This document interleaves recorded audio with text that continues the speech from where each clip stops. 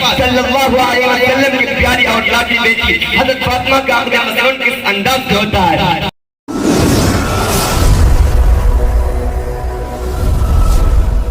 من تزوج امرأة لعزها لم يزد الله إلا ذلا ومن تزوجها لمالها لم يزد الله إلا فقرا إلى آخره او كما قال علیہ الصلاة والسلام۔ صدر محترم اور گرامی قدر سامعین کرام، اس وقت میرا موضوع سخن ہمارے معاشرے کا وہ ناسور ہے جس نے زندگی کی بنیادوں کو ہلا کر رکھ دیا، سینکڑوں ہزاروں گھروں کو تباہ و برباد کر دیا اور کتنے ہی جذبات کو مسل کر رکھ دیا۔ یہ وہ بیماری ہے جسے آپ جہیز کے نام سے یاد کرتے ہیں۔ میں نے خطبہ کے بعد ایک حدیث شریف پڑھی ہے جس میں حضور پر نور محمد عربی صلی اللہ علیہ وسلم کا پاک ارشاد ہے کہ جو شخص عزت حاصل کرنے کے لیے شادی کرے گا تو رب ذوالجلال ایسے شخص کو ذلت کے سوا کچھ نہ دیں گے، اور جو شخص مال کے لالچ میں شادی کرے گا تو اس کو فقر و فاقہ اور تنگ دستی کے سوا کچھ نصیب نہ ہوگا۔ اسلام کے پاسبانوں، آج ہندوستان کے اندر اور خاص طور سے ہمارے معاشرے میں جہیز ایک ایسا ناسور بن گیا ہے جو ایٹمی ہتھیار سے زیادہ خطرناک اور مہلک ثابت ہوتا جا رہا ہے۔ اس منحوس جہیز کی بنیاد پر ہندوستانی معاشرے کے اندر روزمرہ اخبارات کی رونق زار بن کر یہ سرخیاں چھپتی ہیں کہ فلاں شوہر نے اپنے سسرال والوں سے اسکوٹر نہ ملنے پر اپنی نئی نویلی دلہن کو جلا دیا، فلاں شخص نے مزید جہیز کا مطالبہ پورا نہ کرنے پر بیوی کو موت کے گھاٹ اتار دیا۔ کیا خوب کہا ہے کسی نے، عجب ماجرا ہے حضرات دیکھیے، عجب ماجرا ہے حضرات دیکھیے، داماد مانگتا ہے خیرات دیکھیے۔ حضرات، اخبارات کی سرخیاں ابھی غیر قومی کے بارے میں نظر آتی تھی، مگر افسوس کے رفتہ ہمارے اسلامی معاشرے کے اندر بھی یہ دوا پھیل چکی ہے۔ آج اخبارات کے اندر جہیز کے لیے بھیج چلنے والی کہیں فاطمہ، کہیں رضیہ، کہیں شبنم و فرزانہ اسلامی شریعت کے نام لیواؤں سے کہہ رہی ہے کاش ہماری اسلامی شریعت کتابوں اور وعدوں کے وجہ عمل میں آ جاتی ہے۔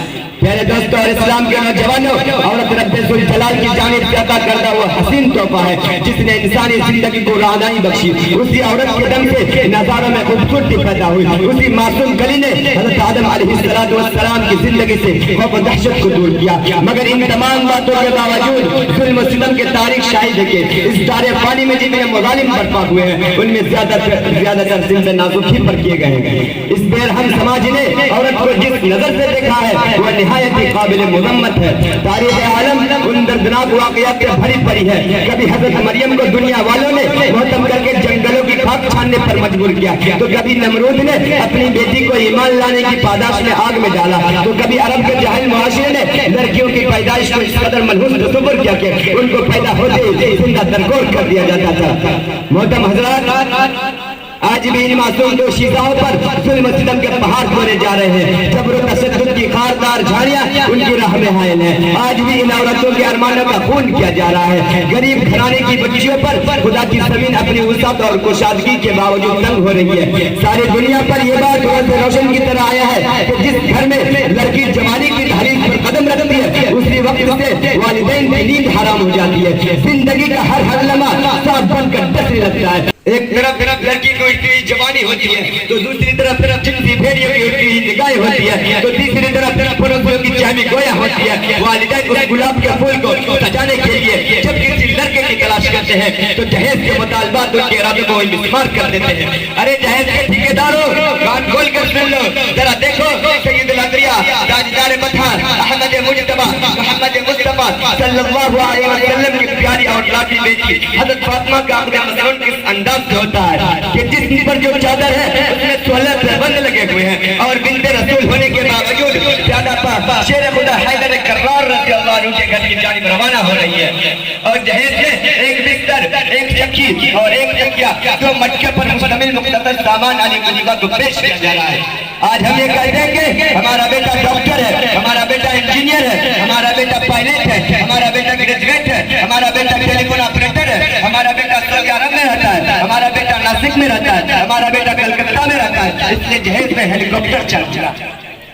ارے اولاد پیدا کر کے جہیز کی تمنا کرنے والوں، کان کھول کر سن لو، اگر تمہارا بیٹا ڈاکٹر ہے تو حضرت علی امیر المومنین تھے، اگر تمہارا بیٹا انجینئر ہے तो हज़रत अली मुजाहिद थे। अगर तुम्हारा बेटा पायलट है तो हज़रत अली खलीफा रसूल थे। अगर तुम्हारा बेटा टेलीफोन ऑपरेटर है तो हज़रत अली मफातिह खबर थे। अगर तुम्हारा बेटा ग्रेजुएट है तो हज़रत अली असदुल्लाह थे। अगर तुम्हारा बेटा पैकर सियासत है तो हज़रत अली पैकर विलायत थे। हज़रात, आया हम सब मिलकर इस बात का अहद करें कि इस जहेज जैसी मलऊन रस्म को मिटा कर दम लेंगे।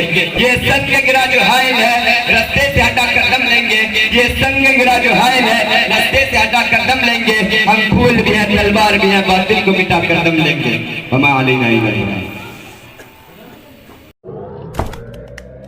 इसी तरह की और वीडियोस पाने के लिए एजाज हाशमी नदवी को सब्सक्राइब करें।